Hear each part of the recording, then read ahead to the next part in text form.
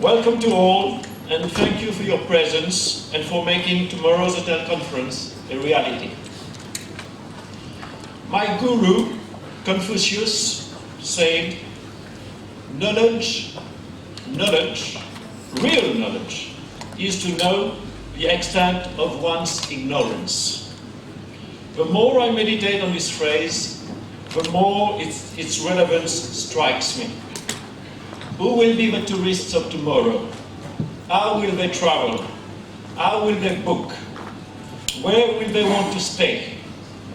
What will be their preferences and their needs? So many questions which need answers. No doubt, we will leave the conference with thousands of questions still unanswered, but at least we will have attempted to acquire some knowledge. Getting together, learning from our international experts, sharing our experiences and views, those are the fundamental steps to bring our industry to the next level. To all of you, I wish a fruitful conference, and to Mauritius and the region, I wish a brilliant future. Without further ado, let me introduce you to our Deputy Prime Minister and Minister for Tourism and External Communications, the Honourable Xavier-Luc Duval, which we are privileged to have amongst us today.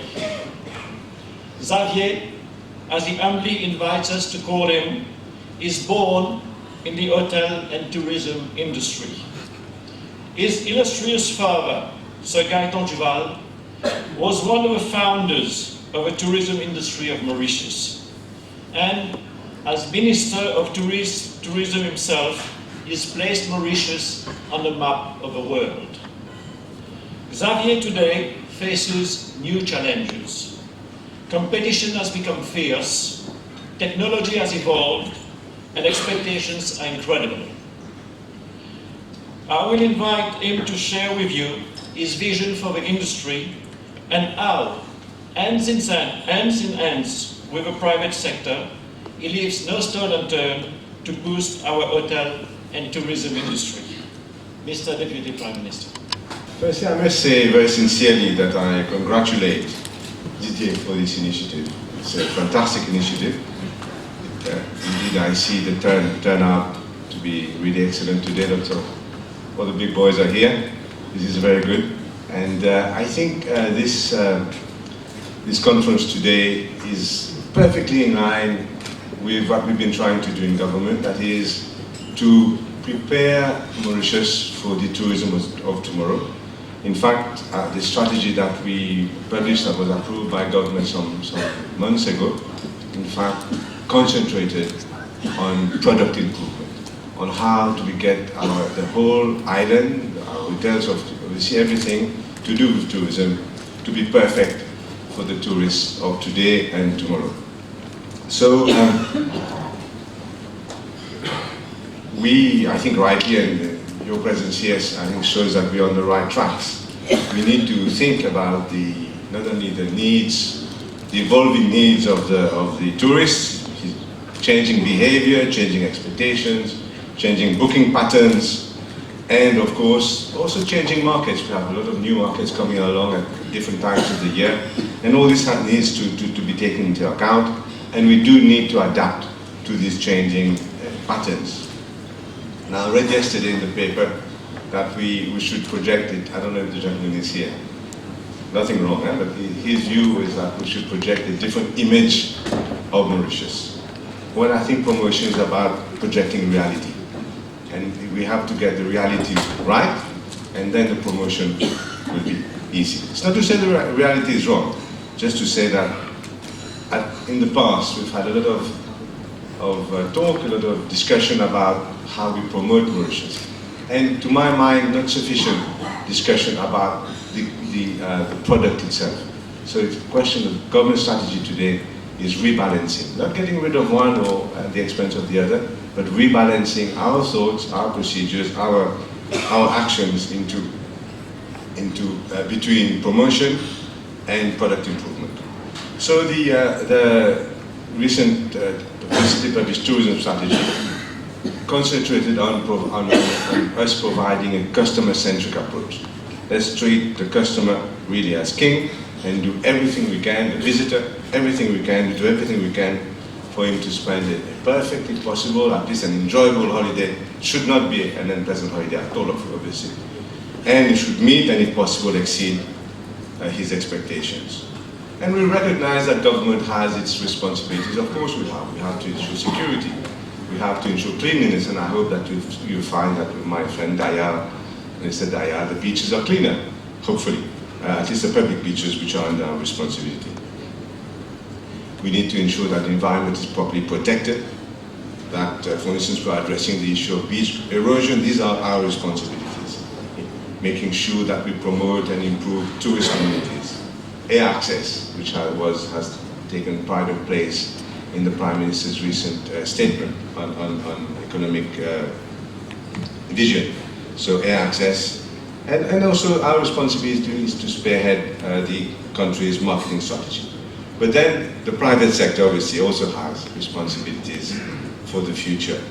And in particular hotels, where our tourists spend most of their time. So once we apply the moratorium on new hotel openings, not on construction, after nearly a year there's still confusion. We are not saying we don't construct hotels, we're saying we don't open hotels until December 2016. So that moratorium still exists. But then we have to plan for after 2016. What happens in 2017 and onwards? And this is perhaps what I'll talk very quickly to you this morning, because we are talking about hotels of tomorrow, of the future. So this year, we have a growth of about 10%. I see lots of smiles around. I hope it maintains this sort of growth. Probably August would be better still than that. Let's say we're taking on 8% minimum growth this year. Next year, let's say we're the same thing. So the idea here is to stabilize the demand and supply, so that we re-equilibrate, or whatever, rebalance is the word, supply and demand. We really want to create a seller's market. Right? We think that we've been in a buyer's market, that is the tourist or the purchaser of hotel rooms and etc. had the upper hand recently. So we wanted to rebalance this and provide more market power to our suppliers here in Mauritius. This is the idea of the moratorium. Rebalance supply and demand. And I think we'll achieve that until December 2016. So then we need to look after that, to look beyond that, what to do. So if we table, let's say, 6%, I won't go too much into figures, but just quickly, 6% growth from then on, every year, we should need about 800 to 900 hotel rooms every year. That's our calculation. So this is, in fact, the point of my speech. So we will need to see new hotels come opening, as from 2017, 5, 6 new hotels a year at least, 800, 900 rooms per year. And this is, and of course, this is why this conference is important, because it will guide us, hopefully, into what should be created. Now, I see that we are tabling on about 8,000 people, jobs created in the next 5 years. This is probably understated. It's conservative. And I think we'll create more than that. If we have 800, 900 jobs, hotels every year, the employment creation over 5 years will be much greater if you take all the hotel activity also at the same time. So, our hotels, they enjoy a great reputation worldwide. Well done, everyone. But in the forthcoming years, what is the Ministry of Tourism going to do in terms of processing new hotel applications? Obviously, we will want to give priority to those hotels that abide by our tourism strategy. Obviously, otherwise what's the point of having a strategy if you ignore it when you're licensing? So that's an important point I wanted to make. Have a look at the tourism strategy, because it will be the guideline to new hotel licensing in the future. Now, and the tourism strategy, I think, is a bit of a shared vision anyway. It's not something that we did at the ministry. We talked and we shared a lot of our views with the private sector. One thing that's important for the future, I think, will be innovation. What is a new hotel project? What is a new project that's coming up, what does it bring that is new to the destination? What will it do to catch the eye of the tourist of tomorrow, of the visitor of tomorrow? I think innovation, just doing what the neighbor has done before, well, it's not going to be our priority. If that is all that's going to happen, having new hotels exactly copy of what's there before. So obviously we respect the brand, we respect the quality, the brand image of Mauritius, which is quality, comfort, service, security, value for money. But let's add some new touches to the hotel development that will catch the eye and the attention of the visitor of tomorrow. I know that later on in the afternoon you have a session on authenticity, on sense of place. Mauritius, believe it or not, is a fantastic place. One of the most beautiful islands in the world. A great culture, a great history, even going back to the Corsairs or whatever. Great history. Let's try to make our hotels not look like any airport hotel that we all stay in when we have to, not because we want to, but let's make the hotel reflect the beauty of the people and the island of Mauritius. I think that is important that we do in the future, because people come to Mauritius. They may come to your fantastic hotels, but they are coming because it's Mauritius also. And let's not lose that, because then you're losing an important part of your marketing strategy. So let's be proud of our destination, and let's show a sense of authenticity, including the food, including the culture, including everything else. Let's be proud because of our island, because we think that the tourist of today is also on a voyage of discovery. He wants to learn. He wants to go back to a dinner back when he's back in London or Paris or something, and be able to talk about what he has learned, that is new, coming to an island destination, on holiday. So let's do that. Yeah. Now Mauritius is a mature tourist destination, but we have great amount of diversity, probably one of the most diverse islands in the world in terms of activities, etc. But we do have shortcomings. If we want to be an all-year-round destination, where are our museums where people will go when it's raining? I mean, I've introduced you, and that's about it, you know. So we need to look at very seriously about museums, and we are talking to the Ministry of Arts and Culture about that. It's a big job. We need a modern art gallery so people can actually open their minds also when they go. You know, we need maybe a slavery museum is on the cards, Dodo Museum, and we are going to make the Citadel an espace culturel, an espace culturel. So let's develop and deepen the quality of the destination. The environment I talked about very quickly earlier on. We need to promote responsible tourism. Believe it or not, the new tourist, as you know, he has a conscience. He doesn't want to come to a place that is destroying the environment. So we need to appeal to that sensibility of the new tourist, and to show that we are environment conscious. Even, I mean, we don't publicize the fact that hotels pay environment protection. Maybe you should. You know, this hotel contributes so much to promoting the environment every year. That might make the pill sweeter to swallow. So,